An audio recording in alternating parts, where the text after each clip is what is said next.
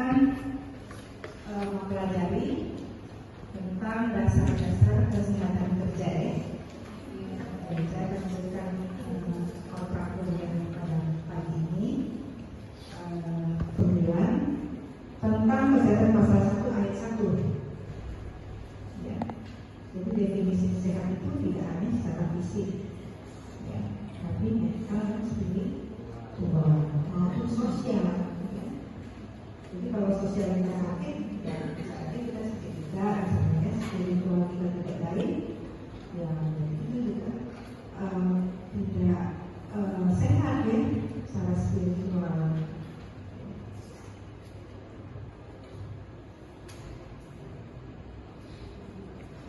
Kemudian apa itu kesehatan kerja? Tadi sehat ya, karena kesehatan kerja. Nah, definisi kesehatan kerja di tahun 1995 itu dikatakan bahwa kesehatan kerja adalah suatu upaya ya. Satu, mempertahankan dan meningkatkan derajat kesehatan fisik, mental, dan kesejahteraan sosial semua pekerja yang setinggi-tingginya.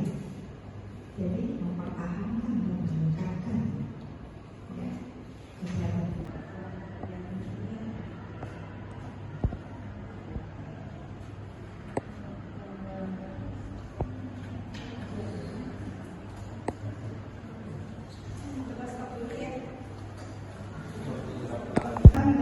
Pemeliharaan pekerja dalam suatu lingkungan kerja disesuaikan dengan kapasitas fisiologi dan psikologi. Jadi kalau bekerja itu harus sesuai dengan kapasitas baik fisiologi maupun psikologi Indonesia. Nah, disimpulkan ya, upaya kesehatan kerja itu adalah sebagai adaptasi pekerjaan kepada manusia atau sebaliknya manusia terhadap pekerjaannya. Okay.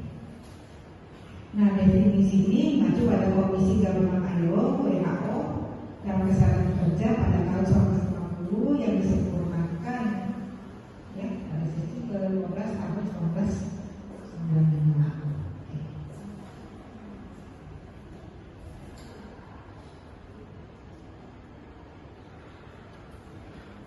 Occupational health ya.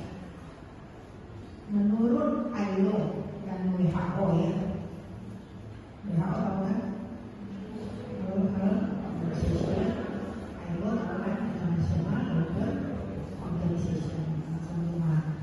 Jadi definisi awal tahun 1950 tetap disertakan dalam definisi sebenarnya tidak berkaitan dengan Komisi Kerja, gitu ya. Kemudian penempatan ya, dan maintenance pekerja itu dalam lingkungan pekerjaan yang sehat ya, dalam pekerjaan, dalam lingkungan kerja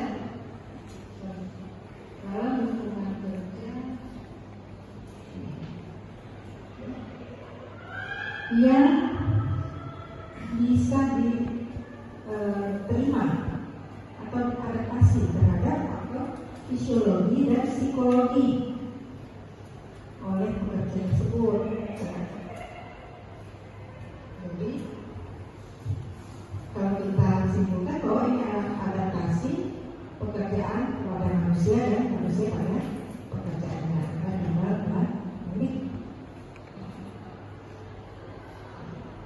mendukung kerja, meningkatkan kondisi sosial yang positif dan operasi lancar dan meningkatkan produktivitas pekerja. Jadi tujuan utama ya, yang nomor 1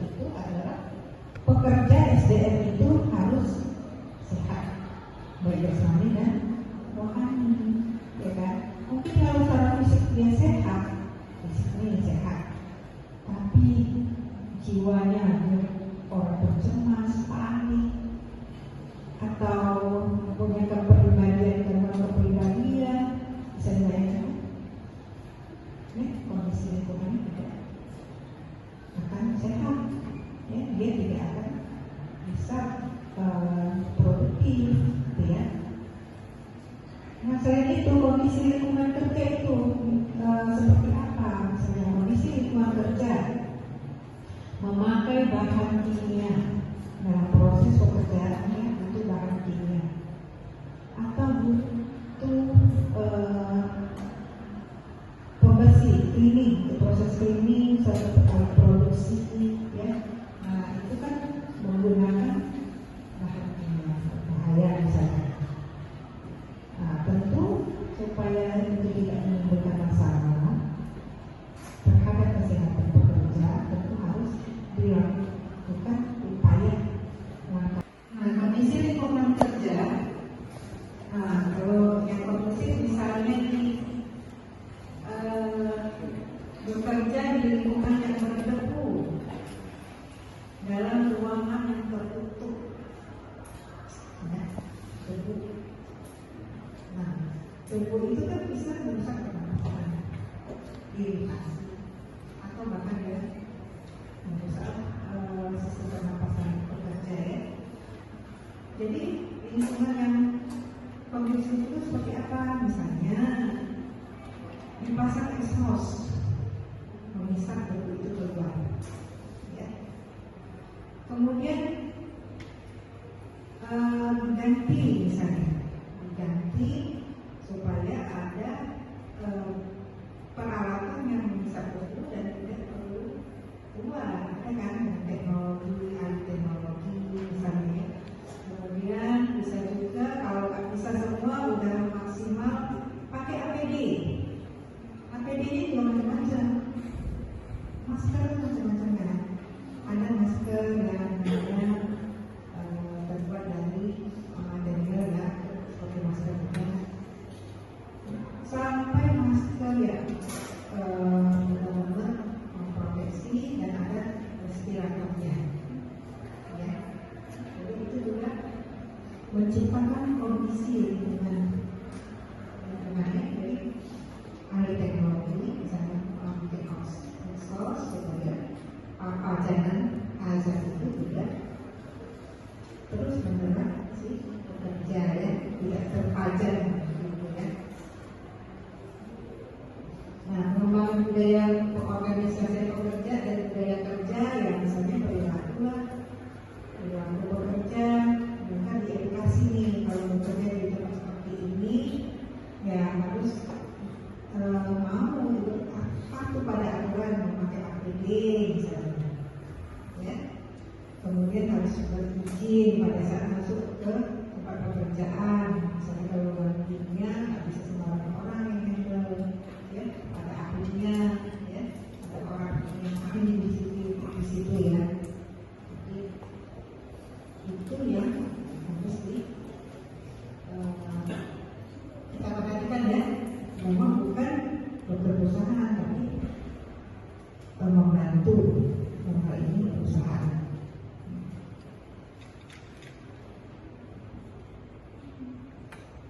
Nah, aspek kesehatan kerja, ya. Kerja, ya, itu akan menimbulkan gangguan kesehatan, ya, akan menimbulkan gangguan kesehatan, ya. Nah, yang kita sebut adalah penyakit akibat kerja ataupun gangguan sehubungan dengan kerja, ya. Kesehatan itu juga mempengaruhi pekerjaan, kesehatannya SDM, ya. Kalau dia sakit-sakitan, itu tidak semuanya. Jadi perlu juga kita memperhatikan fitness untuk kerja. Ini orang enggak, maksudnya dia butuh kerja angkat-angkut, kan kita harus lihat nih pekerja kita ada pekerjaan angkat-angkut, ya. Atau dia untuk pekerjaan administrasi, ya kan, atau untuk pekerjaan proses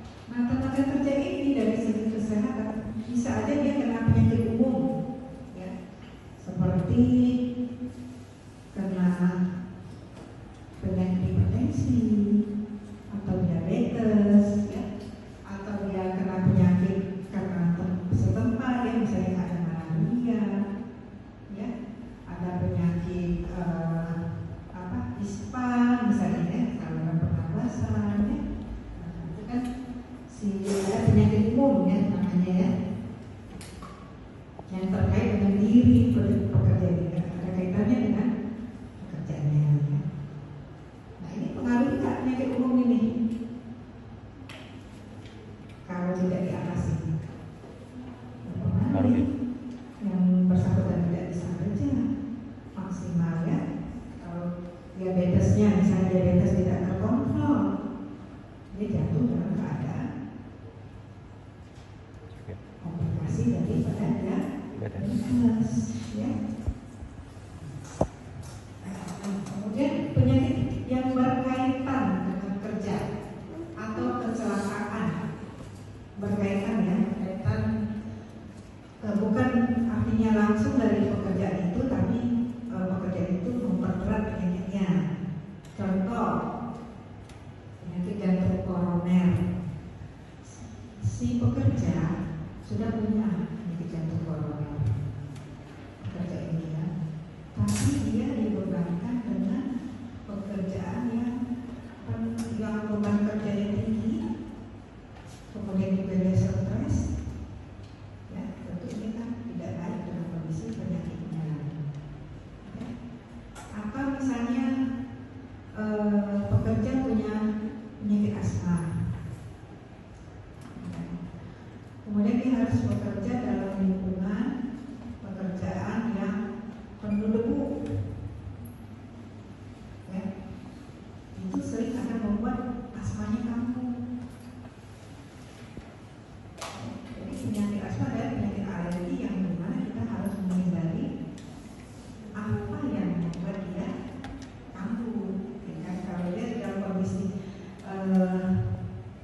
faktor pencetusnya tidak dihilangkan, dia dalam kondisi seperti itu dia akan sakit terus. Nah ini yang berkaitan namanya ya, bukan karena pekerjaan dia sakit, karena seperti dia memang sudah punya asma. Kemudian yang ketiga, ini penyakit akibat kerja. Nah ini betul-betul nih akibat pekerjaannya. Contoh asbestosis, itu suatu penyakit pada paru-paru. Ya. Karena apa? Karena terpanjang dengan serat asbes. Ya. Pada berapa puluh tahun kemudian, pada saat yang baru terpanjang tidak akan sakit. Ya, kerusakannya progresif. Ya, mungkin setelah depresium.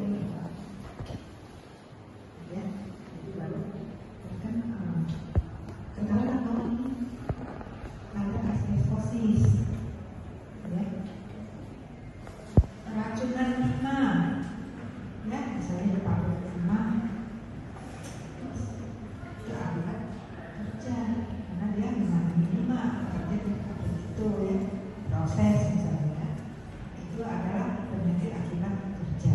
Ya, masih banyak penyakit akibat kerja sesuai regulasi yang ada. Jadi prinsip kesehatan kerja adalah penyelesaian, menyelaraskan. Ya. Apa itu? Satu, kapasitas kerja si pekerja, yaitu yang kita lihat apa? Status kesehatannya, gizinya, jenis kelamin, umur, pendidikan, dan keterampilan. Ya, ini faktor-faktor yang mempengaruhi kapasitas kerja seseorang. Jadi faktor ini harus kita perhatikan. Yang kedua, beban kerja. Beban kerja yaitu beban fisik dan mental. Beban kerja fisik seperti apa? Angkat, dorong, ya, kerja fisik. Gitu. Mental yaitu pekerjaan yang membutuhkan banyak mikir, ya. Biasanya kita manajerial, ya, supervisor atau apa yang lebih tinggi ya, yang monitoring, ya, itu lebih banyak mendesain pekerjaan, ya kan. Itu adalah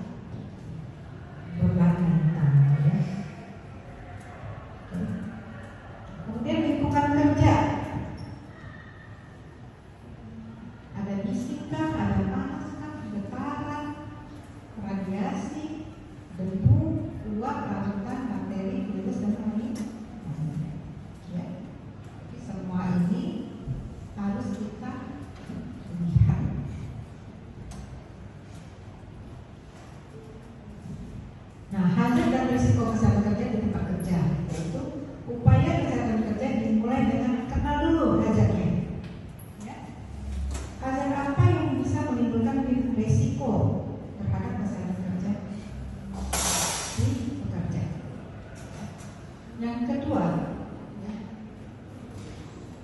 hazard atau bahaya. Nah, hazard itu artinya suatu bahaya, ancaman, suatu faktor risiko, ya, faktor risiko. Jadi segala sesuatu yang berpotensi menyebabkan kerugian itulah kita sebut hazard. Baik dalam bentuk cedera atau gangguan kesehatan pada pekerja maupun kerusakan harta benda berupa kerusakan mesin, alat, properti, termasuk proses produksi. Kemudian kerusakan lingkungan serta terganggunya citra perusahaan, itu bisa yang akibat ditimbulkan oleh suatu hazard, ya. Nah, risiko, apa itu risiko? Adalah berapa besar peluang potensi hazard menjadi kenyataan. Peluangnya sampai seberapa besar? Saya berpeluang terjadinya kecelakaan, ya, berapa besar, ya. Kemudian hazard kesehatan, yaitu hazard yang berpotensi menimbulkan gangguan kesehatan. Oke, sampai sini paham?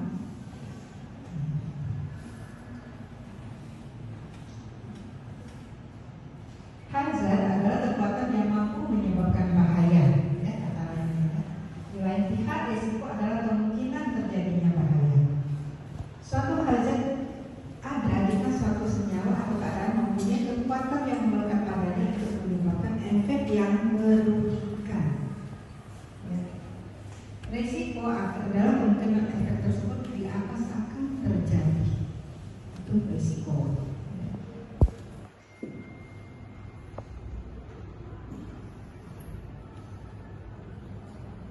Jadi boleh katakan hazard suatu keadaan atau kondisi yang dapat menyebabkan berpotensi menimbulkan kerugian injury bagi pekerja. Kemudian risiko adalah kemungkinan atau peluang suatu hazard menjadi suatu kenyataan. Nah, ini ada dari padanan, frekuensinya dan konsekuensi. Kemudian ada loss respon, berapa banyak, ya, hazard tersebut. Ada hazard fisika, ekonomi, hazard kimia, hazard biologi.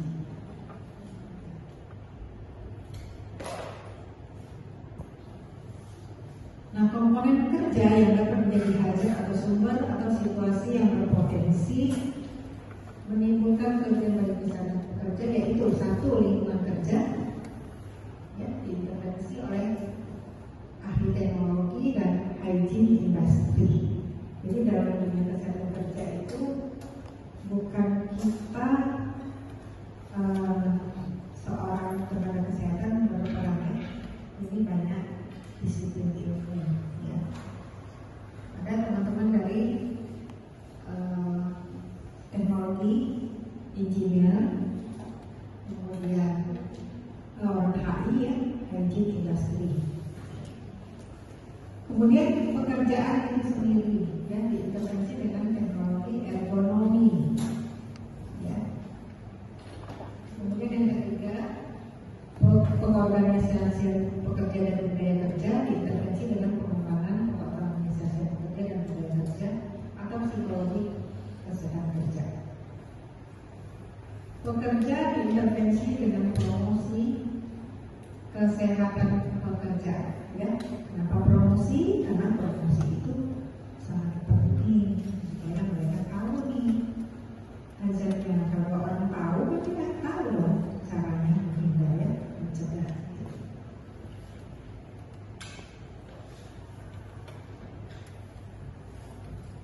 Nah, hazard kesehatan di tempat kerja berasal dari semua komponen kerja. Satu, ya, hazard tubuh pekerja atau hazard somatik. Yang kedua, hazard perilaku kesehatan. Kemudian yang ketiga, hazard lingkungan kerja berupa faktor fisika, kimia, dan biologi. Yang keempat, hazard ekonomi berupa postur tubuh jangka, beban berlebih, durasi panjang, frekuensi tinggi. Yang kelima, hazard organisasi pekerja. Yang keenam, hazard budaya kerja berupa faktor stres kerja.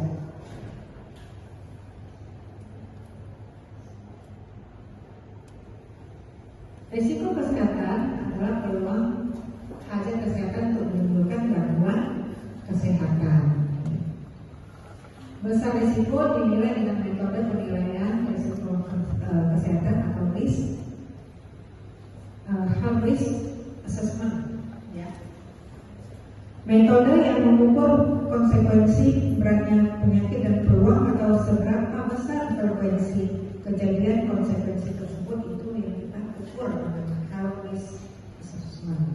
Ya. Risiko semakin besar jika konsekuensi gangguan kesehatan yang ditimbulkan berat, peluang atau potensi kejadian tersebut kerap terjadi, sering. Makin sering dia makin besar kan konsekuensi gangguannya.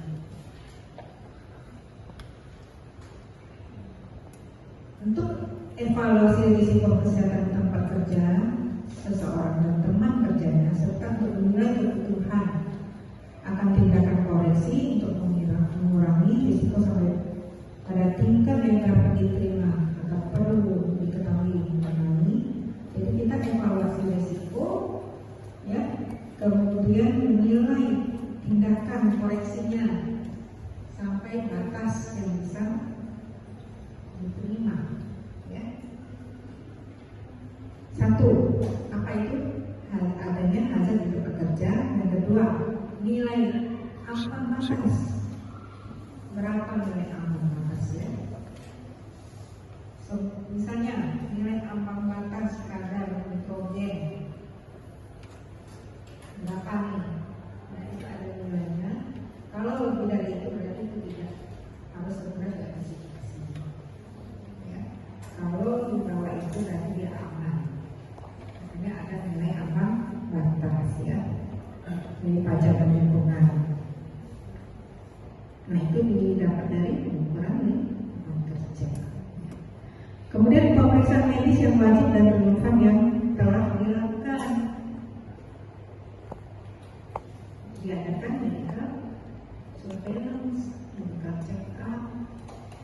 Nah, apakah semua diperiksa? Tidak. Apa saja yang berhubungan, pajanannya apa, resiko kesehatannya apa, target organnya apa, itulah yang kita ukur, ya. Harus relevan karena itu menyangkut pembiayaan. Karena semua kita periksa tapi ada hubungannya, tidak. Kemudian pengetahuan mengenai tindakan pengendalian, gimana pengetahuan itu kan penting. Ada training nanti, ya, training di perusahaan mengenai suatu proses pekerjaan, misalnya hazardnya apa, ya, kan masing-masing perusahaan itu berbeda-beda, ya, bisa sama, ya. Kemudian APD yang sudah ada di tempat kerja. Nah, sasaran kesehatan pekerja, satu pada pekerja, yang kedua lingkungan kerja, yang ketiga lahan baku, yang keempat mesin atau alat bekerja. Pada pekerja yaitu lingkungan sosial, kemudian lingkungan kerja, lingkungan fisik, lingkungan mental, dan lingkungan sosial. Bahan baku, materi apa yang materialnya yang dibutuhkan dalam proses kerja, ya. Kemudian mesin, pakai mesin apa, alat kerja apa, ya. Nah, kalau kita lihat bahas gender dan penyakit, itu yang mempengaruhi kerendahan seorang pekerja. Kemudian pada faktor pekerja ada multiplisitas pajanan. Jadi pajanan mungkin berkali-kali, bertahun-tahun, ya. Kemudian ada berbagai macam pajanannya, bukan hanya satu misalnya, ya. Kemudian lama pajanan, sifat fisika dari hajat tersebut, besarnya pajanan, dan waktunya. Ya. Nah, hajat somatik itu yaitu hajat yang pada kerja. Misalnya dia buta warna. Nah, buta warna tentu tidak direkomendasikan untuk pekerjaan yang membutuhkan ketelitian, ya, bisa listrik, salah kabelnya,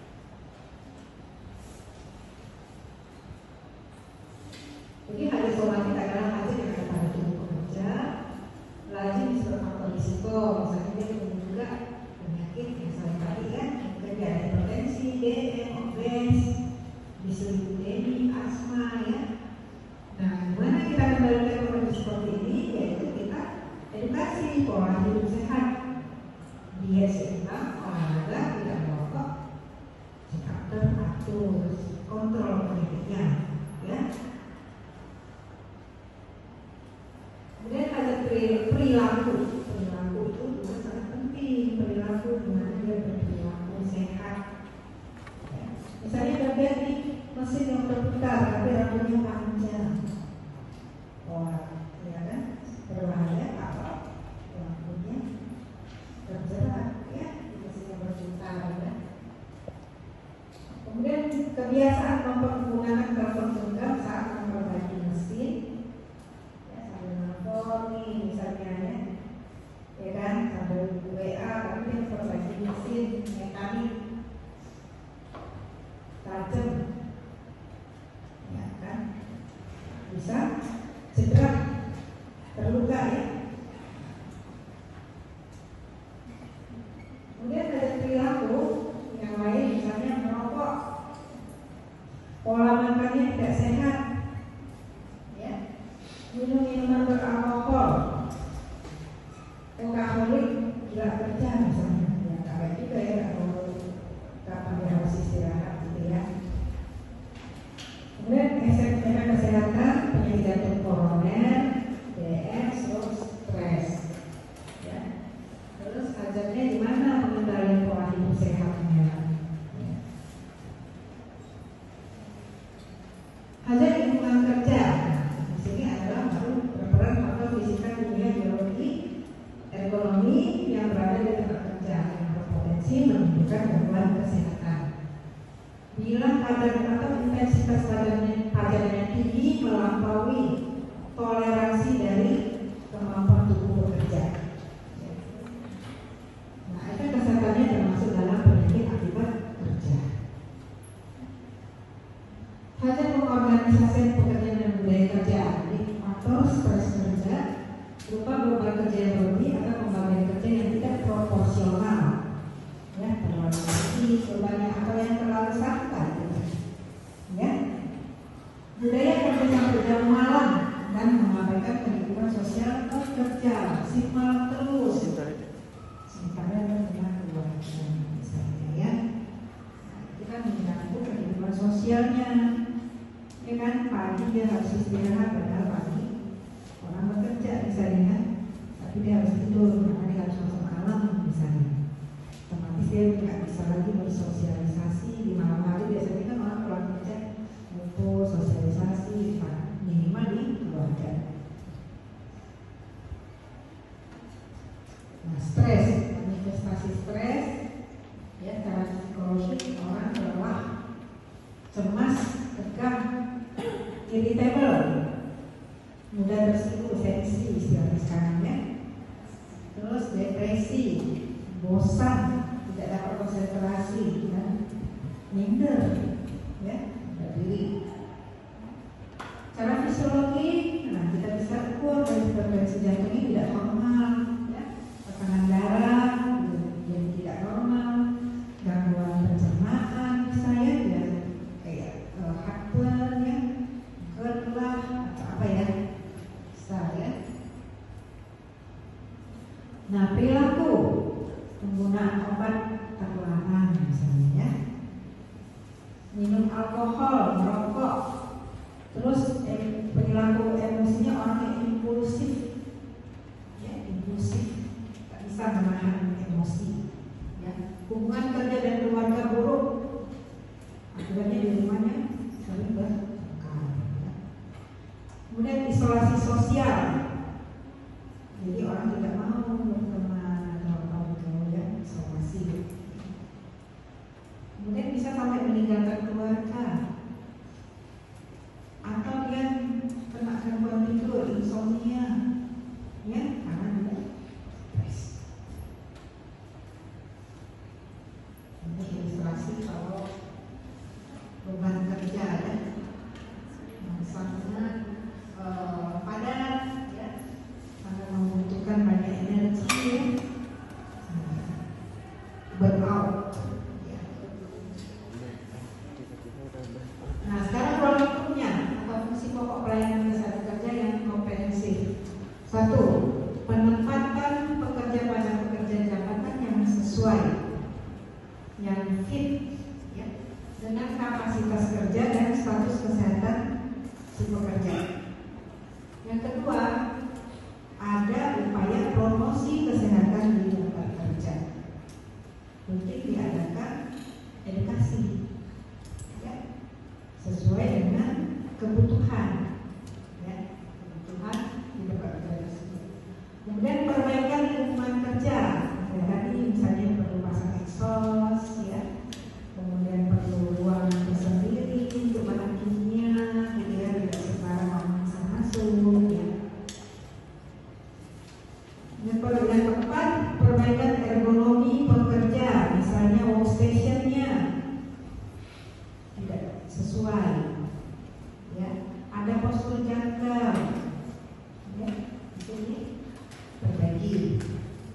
Ada pengembangan pengorganisasi pekerja dan budaya kerja, perilakunya, ya.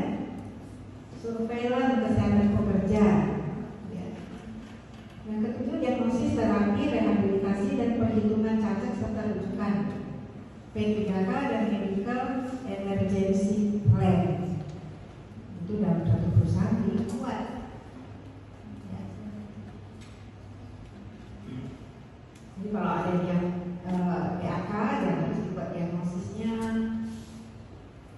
terapinya mungkin kolaborasi dengan dokter spesialis yang lain, ya. Kemudian ada rehabilitasi, perhitungan cacat untuk kompensasi dari BPJS TK.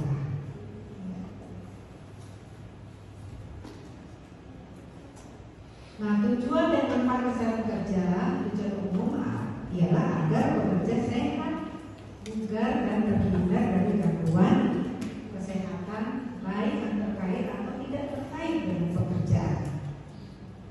Ya, ini banyak salah satu manfaat. Yang kedua, fokus utama yaitu satu, pemeliharaan dan peningkatan derajat kesehatan pekerja dan kapasitas kerjanya.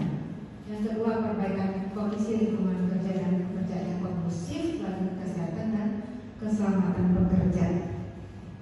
Yang ketiga, pengembangan pengorganisasian pekerja dan budaya kerja ke arah yang mendukung kesehatan dan juga keselamatan kerja.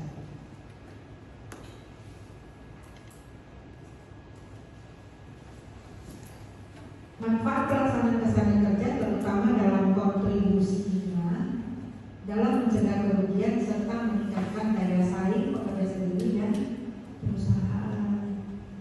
Ya, penting, ya, karena nggak gampang mendapatkan pekerjaan, betul kan?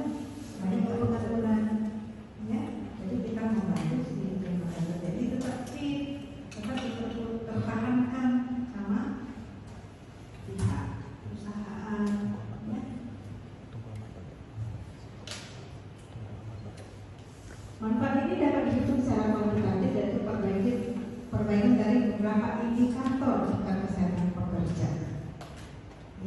Ya, beberapa indikator, misalnya kesehatan pekerja itu sendiri, kalau kinerjanya bagus, ya, dan produktif, ya, pekerjaan hasil pekerjaannya bagus, gitu ya, itu ya, ada beberapa indikator yang bisa kita lihat.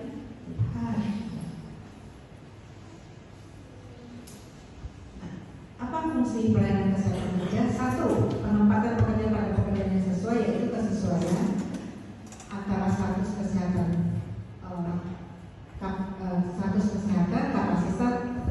kapasitas dan kapabilitas pekerja secara fisik, mental, dan sosial, dengan tuntutan kondisi kerja yang bersumber dari lingkungan pekerjaan, pengorganisasian pekerja, dan budaya kerja. Yang kedua, pemeriksaan kesehatan dilakukan sebelum penempatan, pre-placement test, medical check up, ya, sebelum masuk kerja untuk pekerja baru dan pekerja lama yang akan dipindah tugaskan. Lakukan dulu medical check up. Untuk itu perlu deskripsi tuntutan tugas task-demand yang meliputi data kondisi lingkungan hygiene industri, kondisi ekonomi pekerjaan, dan kondisi stres kerja yang bersumber dari organisasi pekerja dan budaya kerja. Penempatan pekerja juga mempertimbangkan hasil surveillance kesehatan pekerja.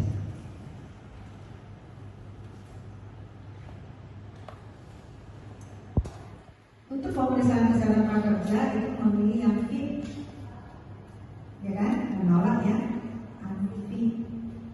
Ya, kan perusahaan pasti tidak mau dong yang fit. Apa yang akan diterima kan problem gitu ya. Tetapi saat ini actually digunakan untuk mendeteksi gangguan fisik atau mental tertentu yang merupakan suatu handicap dari pekerjaan. Jadi pemeriksaan kesehatan penempatan. Jadi psikologi itu sering dilupakan, ya, mental, pemeriksaan, apakah ini fit nih untuk bekerja ini, ya, biasanya itu perusahaan tidak melakukannya, tapi kalau perusahaan yang tertentu dia melakukan pemeriksaan kesehatan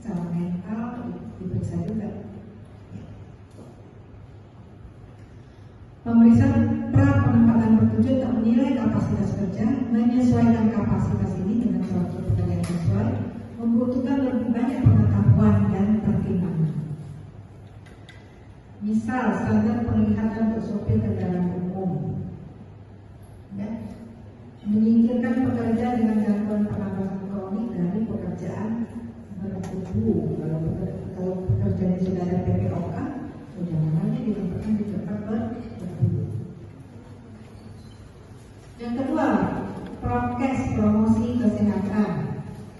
Jadi pendidikan kesehatan, ya. Salah satu untuk meningkatkan derajat kesehatan dan kapasitas kerja serta pencegahan penyakit.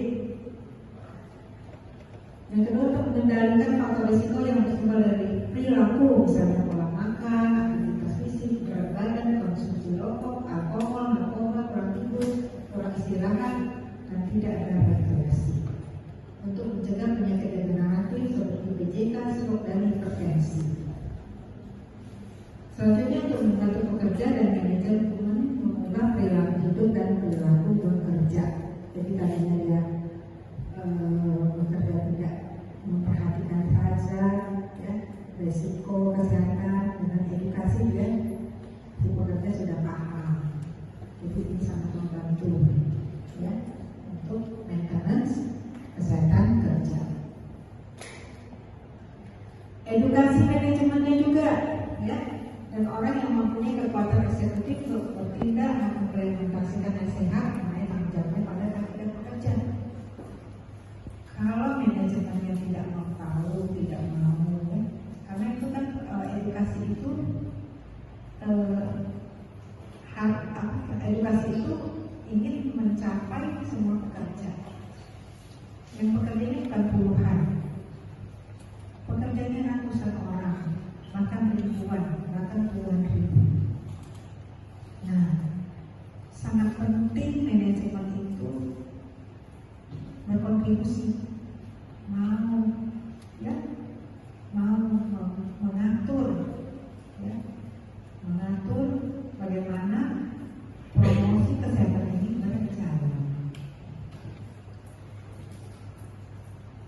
Memberikan nasihat dan yang efektif mengenai penanganan hazard lingkungan dan masalah individual. Okay. Dan yang ketiga, perbaikan lingkungan kerja dengan mengendalikan berbagai faktor risiko, kontaminan fisik dan biologi. Ya. Berbagai faktor risiko ini dikendalikan agar tidak melebihi MAP yang diperkenankan. Selama ada risiko yang berpotensi, maka surveillance medis dan pemantauan lingkungan tetap diperlukan. Jadi berkala diukur, ya, risiko itu, ya. Kemudian surveillance fasilitas sanitasi, catering, dan kesejahteraan pekerja. Pengendalian lingkungan di luar tempat kerja. Surveillance fasilitas sanitasi, catering, dan kesejahteraan yaitu meningkatkan menasihkan manajemen mengenai kebutuhan instalasi sanitasi seperti misalnya ada toilet, tempat cuci tangan, ya, fasilitas penyimpangan dan pengenalan pakaian kerja itu, ya, misalkan ada tukar baju di itu, ya, di tempat kerja, ya. Kemudian juga bertanggung jawab untuk surveillance rutin, instalasi, dan fasilitas lain seperti dapur, kantin, nursery, dan ruang istirahat. Nasihat mengenai desain, konstruksi, dan pemeliharaannya. Staf dapur dan kantin membutuhkan surveillance rutin untuk mengurangi risiko infeksi makanan yang mereka siapkan dan hidangkan. Karena makanan itu sangat penting untuk kesehatan pekerja, ya. Kalau mereka keracunan, kena diare, sehingga nggak boleh berusaha, ya, berhenti berproduksi. Kemudian nasihat mengenai kandungan gizi makanan dan diet untuk pekerja dan kebutuhan tertentu seperti pendidikan diabetes, ya. Jadi pengendalian lingkungan di luar tempat kerja perlu memastikan bahwa tindakan cukup diambil untuk mengendalikan hazard lingkungan di tempat kerja.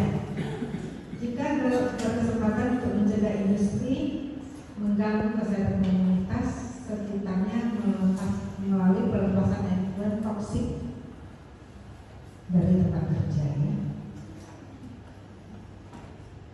Kemudian yang keempat, perbaikan ekonomi pekerjaan. Ya, di sini dilakukan dengan menyesuaikan tuntutan tugas dengan kemampuan fisik dan mental, serta mengendalikan faktor risiko ekonomi yang bersumber dari pekerjaan.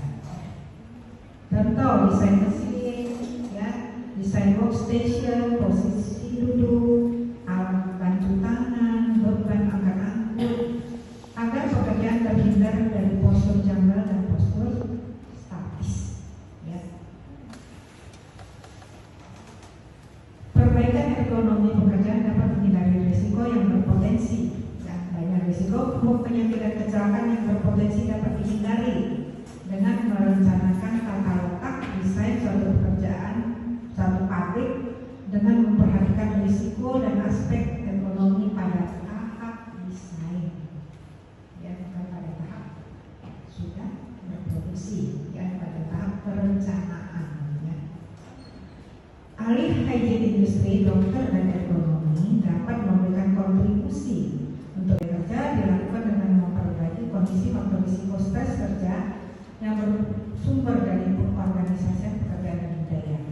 Contoh, desentralisasi dalam perencanaan tugas, menetapkan konsep tugas penuh, otonomi tugas yang masih terintegrasi dengan tujuan organisasi yang lebih tinggi tingkatannya, perbaikan beban kerja, status kepegawaian, sistem pengupahan, gaya manajemen, komunikasi antar pekerja maupun antara pekerja dan pimpinan.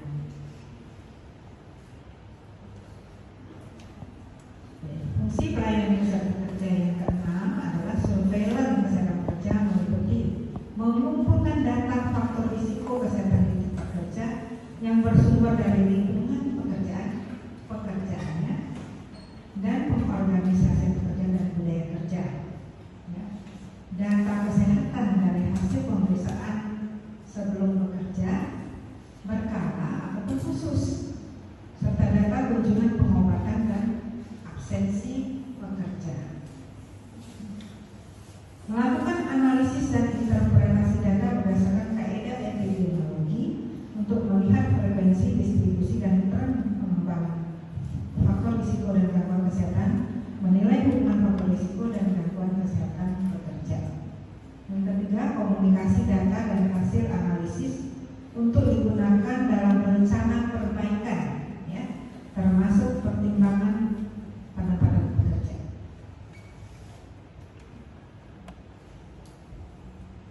Yang 6A, screening tanda dini penyakit non-PHK. Jadi pekerjaan mempunyai pengaruh penting pada penyebab dan penata laksana penyakit kronik seperti BJK, penyakit jantung, ya, lupus tertikung, ya, kemudian penyakit rematik dan varises.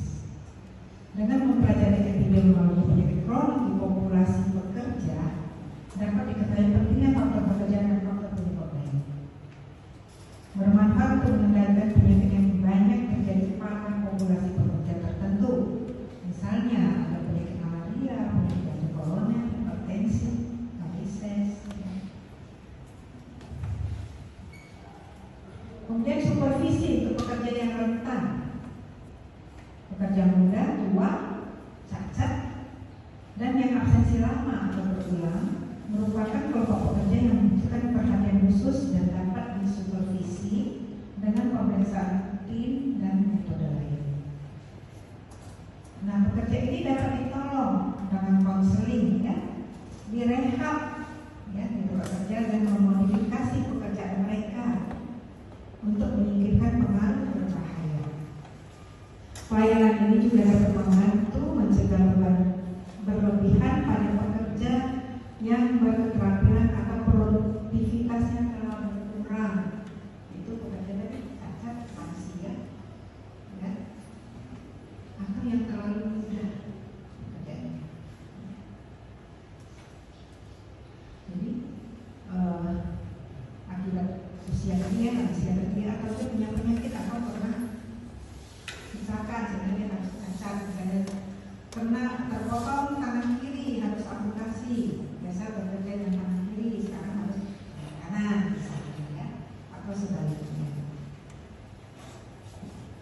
Yang ketujuh, memberikan pelayanan pengobatan dan rehabilitasi.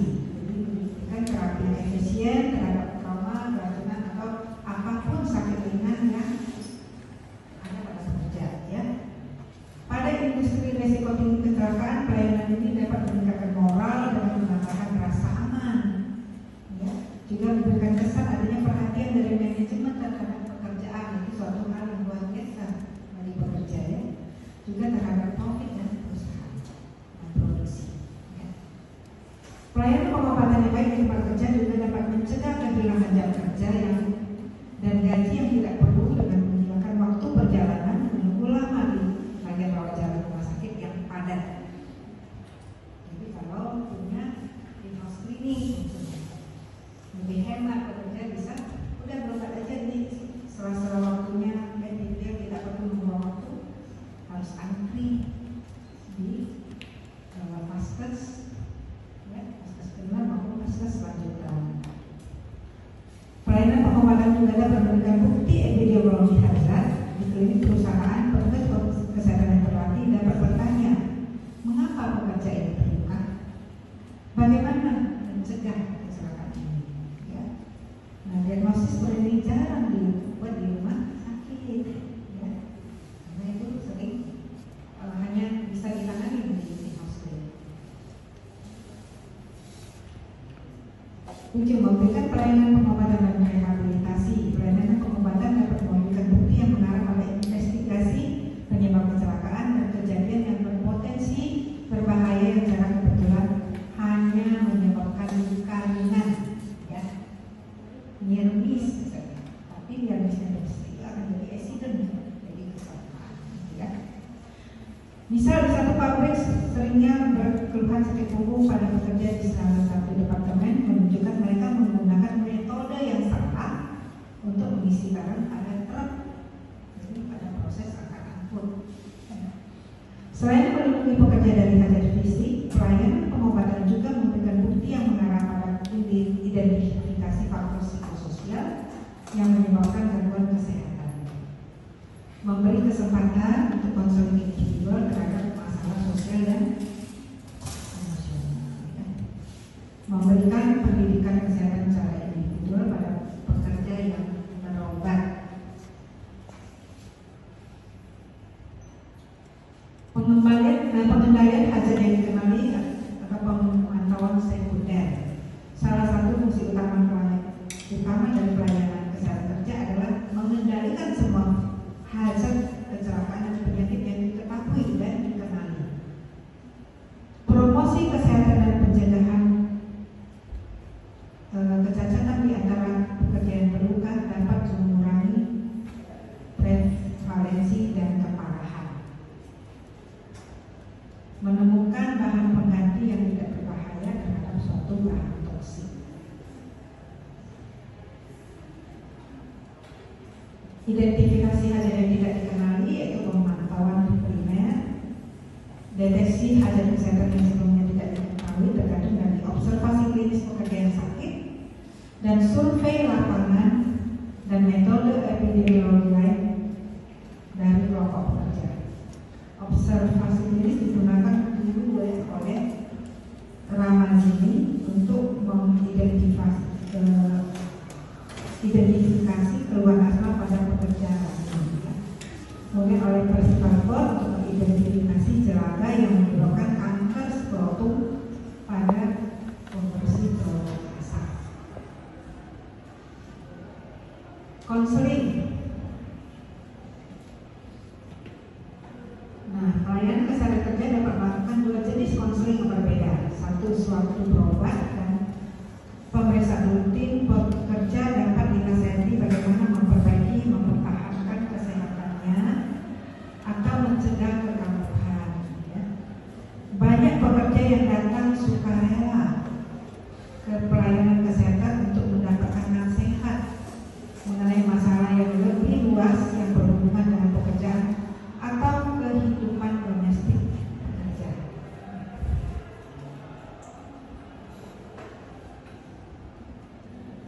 Nah, ini kegiatan petugas kesehatan kerja. Satu, manajemen risiko kesehatan yang bersumber dari pekerja, risiko akibat hazard somatik, yaitu memelihara dan meningkatkan kapasitas kerja dan status keadaan pekerja, menempatkan dan memelihara pekerja dalam lingkungan yang sesuai dengan kemampuan fisiologis dan psikologis, melindungi pekerja dari penyakit umum, PHK, cedera akibat kecelakaan, cacat dan kematian dini. Mendiagnosis dini dan mengobati segera pekerja yang terganggu kesehatannya, memulihkan status kesehatan dan kapasitas pekerja, secepatnya dikembalikan ke pekerjaan sesuai dengan kondisi kesehatan pekerja. B. Manajemen risiko kesehatan yang bersumber dari tempat kerja, misalnya risiko penyakit akibat hubungan kerja, akibat pajanan hazard lingkungan, hazard ekonomi, hazard organisasi pekerja dan budaya kerja. Memelihara dan meningkatkan kondisi lingkungan kerja, memelihara dan meningkatkan kondisi ekonomi, mengembangkan dan pengorganisasian pekerja dan budaya kerja menuju budaya sehat, selamat di tempat kerja. Menjaga citra perusahaan, dibentuk, dipertahankan dengan mematuhi peraturan perundangan, memenuhi standar nasional dan internasional. Saran pada manajemen dalam menetapkan kebijakan perusahaan, khususnya masalah yang berhubungan dengan aspek kesehatan kerja. Jadi tujuan pelayanan kesehatan kerja menurut Permenaker Trans nomor 3 tahun 1982, satu, memberikan bantuan pada tenaga kerja dalam penyesuaian diri. Kedua, melindungi tenaga kerja terhadap gangguan kesehatan yang timbul dari pekerjaan atau lingkungan kerja. Tiga, meningkatkan kesehatan badan, kondisi mental, rohani dan kemampuan fisik tenaga kerja. Kemudian memberikan pengobatan dan perawatan serta rehabilitasi. Nah, menurut Permenaker Trans 3 tahun 82, caranya gimana? Satu, ya, diselenggarakan sendiri oleh pengurus, ya, yaitu buka poliklinik perusahaan atau rumah sakit itu poliklinik lah yang paling ya, in-house ya. Diselenggarakan oleh pengadaan ikatan kerjasama dengan dokter atau pelayanan kesehatan lain, ya, misalnya BPJS Kesehatan, ketenaga kerjaan, dokter praktek swasta, puskesmas, poliklinik swasta, rumah sakit dan lain-lain. Diselenggarakan secara bersamaan atau beberapa perusahaan juga boleh, misalnya perusahaannya terlalu dikit orangnya, oke, dapatnya berapa perusahaan boleh. Nah, untuk perundangannya seperti ini ya. Kalau jumlah tenaga kerja lebih 500, bisa bahayanya rendah atau tinggi. Cara penyelenggaranya bentuk klinik, dipimpin oleh seorang dokter yang praktek tiap hari kerja. Tiap shift kerja mempekerjakan lebih 500 harus ada poliklinik jaga tiap shift. Kalau pekerjaannya 200 sampai 500, tapi tingkat bahayanya tinggi, ini sama ya, misalnya lebih 500, ketentuannya seperti ini. Kalau tingkat bahayanya rendah, 200 sampai 500, poliklinik buka tiap hari, bisa oleh para medis, nggak perlu dokter.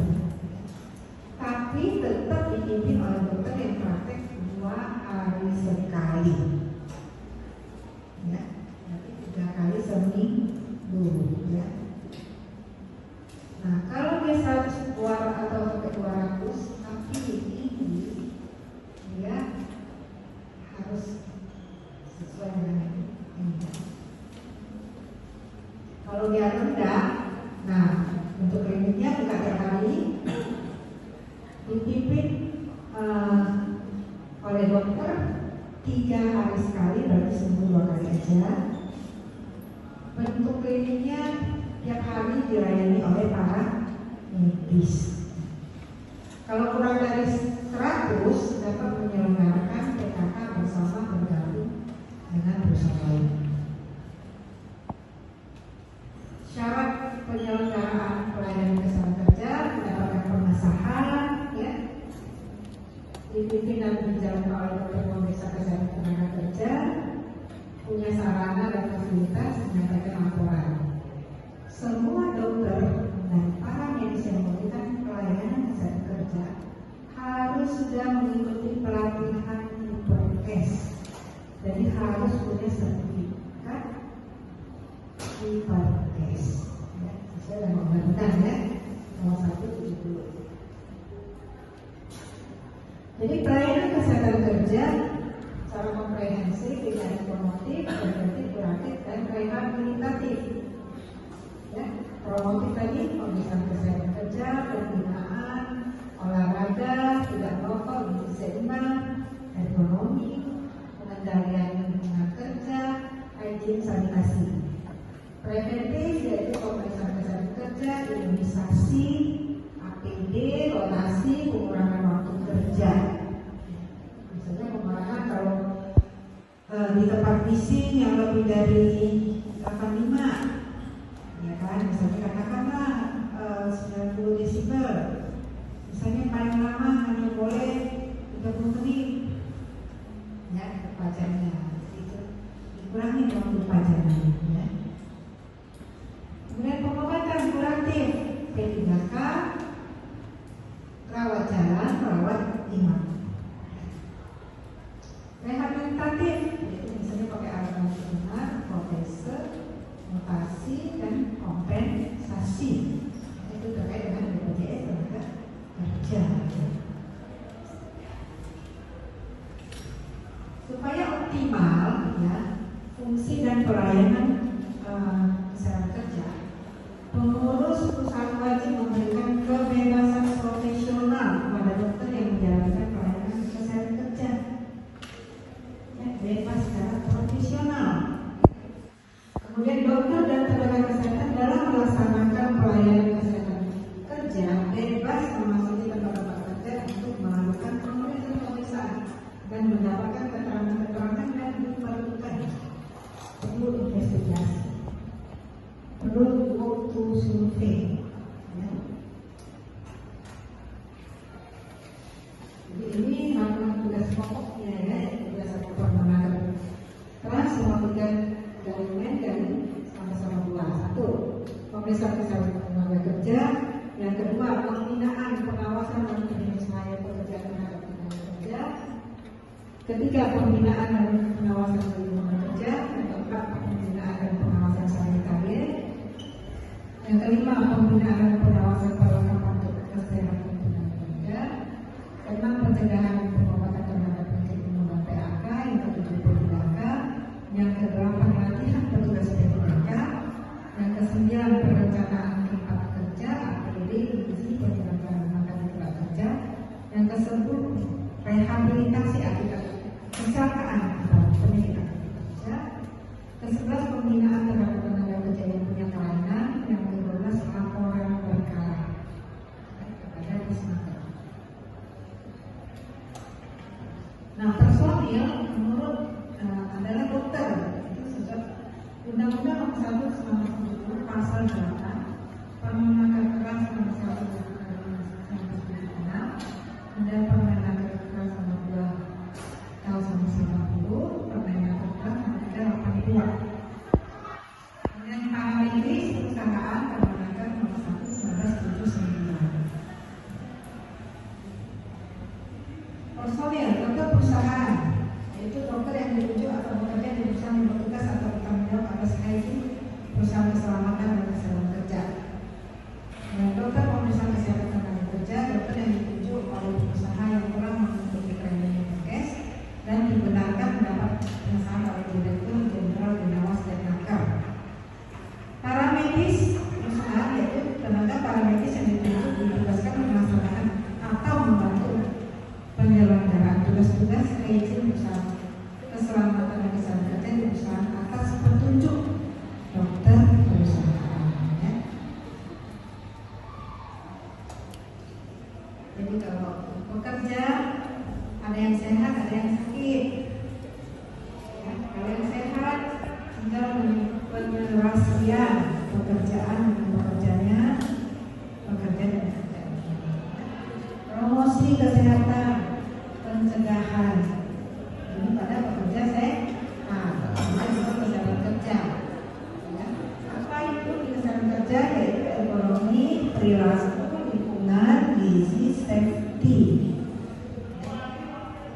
Nah, safety di sini ada